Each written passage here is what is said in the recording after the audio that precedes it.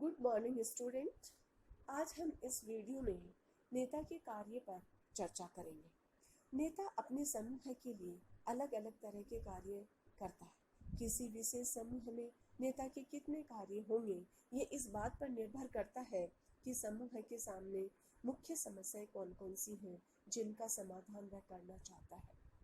नेता को कुछ खास कार्य निश्चित रूप से करने होते हैं, चाहे समूह का स्वरूप जैसा भी हो। क्रैचफील्ड तथा बेलेची ने नेता के कार्यों को दो भागों में बांटा है, प्रधान कार्य तथा सहायक कार्य। प्रधान कार्य का अर्थ उन कार्यों से होता है जिन्हें उन्हें करना होता है, जिन्हें उन्हें करना जरूरी होता है पद पर बने रहने के लिए। प्रमुख ऐसे कार्य हैं। फर्स्ट है कार्यकारिणी के रूप में नेता। कार्यकारिणी के रूप में नेता समूह के कार्यक्रमों का संचालन एवं निर्देशन करता है। समूह के सभी क्रियाओं का उसे सर्वोच्च संचालक माना जाता है। वह इन विभिन्न कार्यों का समूह के सदस्यों के बीच उचित बंटवारा भी करता है। कार्यकारिणी के रूप में वह समूह के किसी कार्यों को स्वयं न करके कभी कभी वह इसका कार्यभार दूसरे सदस्यों पर डाल देता है। योजना निर्माता के रूप में नेता समूह के लक्ष्यों एवं उद्देश्यों की प्राप्ति के लिए नेता योजना बनाता है। लक्ष्यों की प्राप्ति के अल्पकालीन एवं दीर्घकालीन दोनों ही तरह की योजनाओं को नेता द्वारा ही बनाया जाता है। ये सिर्फ नेता को ही पता होता है कि सामूहिक लक्ष्यों की प्राप्ति का कौन कौन सा उत्तम तरीका एवं साधन हो सकता है तथा उन साधनों को कैसे जुटाया जा सकता है। नेक्स्ट पॉइंट आता है नीति निर्माता के रूप में नेता। नेता समूह के लक्ष्यों एवं नीतियों का निर्माण भी करता है। किसी भी समूह में दो तरह की नीति हो सकती है, इंटरनल पॉलिसी और एक्सटर्नल पॉलिसी। पॉलिसी कैसी भी हो, उनको तीन सोर्सों से उपजता है या तीन सोर्स होते हैं। फर्स्ट है कभी कभी उच्च स्तरीय नेताओं द्वारा नीति का निर्धारण कर दिया जाता है और इसे अपने अधीनस्थ नेताओं एवं सदस्यों को दे दिया जाता है। ऐसी परिस्थिति में भी अधीनस्थ नेताओं के विचारों को नीति निर्माण में जगह दी जाती है। सेकंड पॉइंट है कभी कभी समूह नीति का निर्धारण ऊपर से न होकर नीचे से ही होता है। ऐसी परिस्थिति में समूह के सभी सदस्य मिलकर एक ठोस नीति का निर्धारण करते हैं, परंतु इसमें भी नेता स्वयं उपस्थित होकर सदस्यों द्वारा किए जा रहे विचार विमर्श का निर्देशन करता है। थर्ड है जब नेता को नीति निर्माण करने की पूर्ण स्वतंत्रता होती है तो वह स्वयं ही नीति का निर्माण कर लेता है। नेक्स्ट पॉइंट आता है विशेषज्ञ के रूप में नेता। समूह के सदस्यों में ऐसा विश्वास होता है कि नेता को अपने समूह की समस्याओं के बारे में उच्चतम तकनीकी ज्ञान होगा। ये विश्वास सदस्यों में जितना ही अधिक होता है, नेता की शक्ति अधिक होती है, जिससे नेता के चारों तरफ शक्ति का ध्रुवीकरण अधिक हो जाता है। इस विश्वास के कारण ही सदस्यगण आवश्यकता पड़ने पर नेता को मार्गदर्शन करने का आग्रह करते हैं। बाह्य प्रतिनिधि के रूप में नेता। किसी भी बड़े समूह के सभी सदस्यों के लिए ये संभव नहीं है कि सब मिलकर ही पूरे समूह का प्रतिनिधित्व किसी बाह्य समूह के संदर्भ में करें। इसलिए समूह के बाह्य प्रतिनिधित्व का कार्यभार भी नेता को ही संभालना पड़ता है और अन्य संगठन उपस्थित होकर अपने सभी सदस्यों के विचारों को एक प्रतिनिधि के रूप में रखता है। इस तरह से नेता अपने समूह का आधिकारिक प्रवक्ता होता है। अपने समूह से बाहर जाने वाले सभी तरह की सूचनाओं एवं समूह में आने वाली सभी तरह की सूचनाओं का आदान प्रदान अधिकारक प्रवक्ता या नेता के माध्यम से होता है। इसलिए लेविन ने नेता को द्वारपाल भी माना है। नेक्स्ट है आंतरिक संबंधों के नियंत्रक के रूप में नेता। नेता अपने समूह के सदस्यों के आपसी एवं भीतरी संबंधों को निर्धारित एवं नियंत्रित करता है। उनका हर संभव प्रयास वही होता है कि सदस्यों को आपसी संबंध सौहार्दपूर्ण बना रहे। इसके लिए वह अपने सदस्यों को समय समूह पर ज्ञान देता है तथा अच्छे संबंधों का फायदा बताकर उन्हें मोटिवेट करता है। इस तरह से नेता अपने समूह के सदस्यों के आंतरिक संबंधों का एक नियंत्रक के रूप में कार्य करता है। पुरस्कार एवं दंड के प्रबंधन के रूप में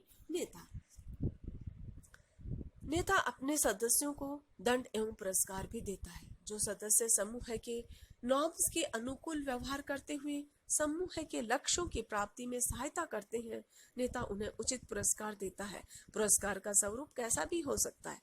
नेता वैसे सदस्यों को नकद पुरस्कार भी दे सकता है या उनको प्रमोशन भी दे सकता है।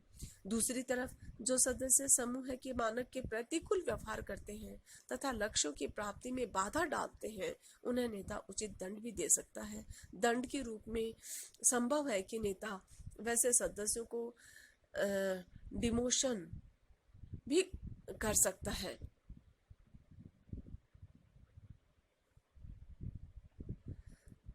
यह समूह से निकाल भी सकता है।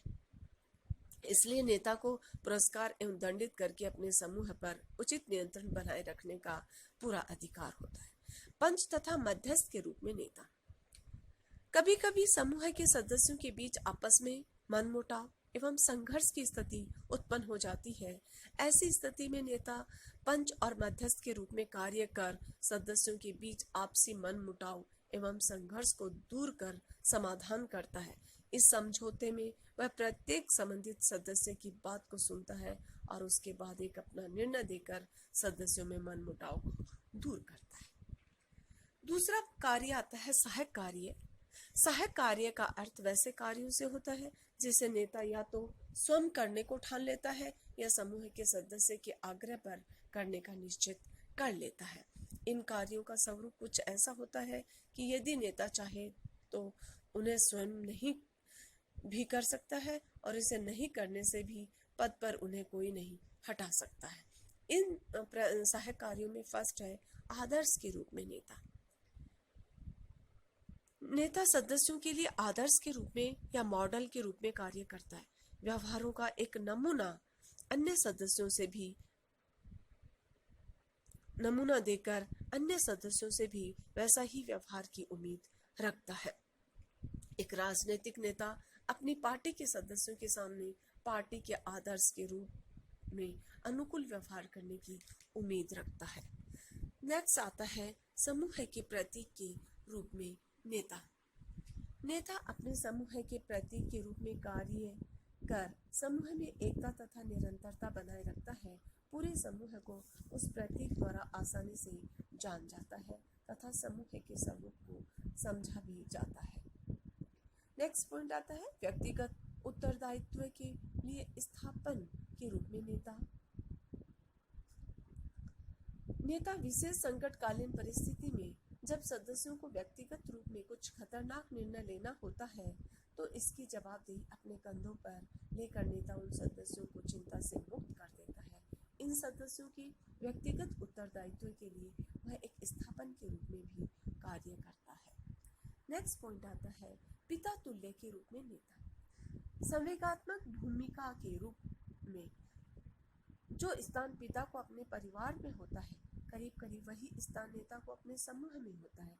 जिस तरह से परिवार के सदस्य अपने पिता को पॉजिटिव इमोशनल फीलिंग का केंद्र मानते हैं, उसी तरह से समूह के सदस्य भी नेता को धनात्मक सांवेगिक भावों का केंद्र बिंदु मानकर उनके साथ तादाद में स्थापित करते हैं। नेता अपने सदस्यों को इस कार्य में विशेष रूप से सहायता करता है।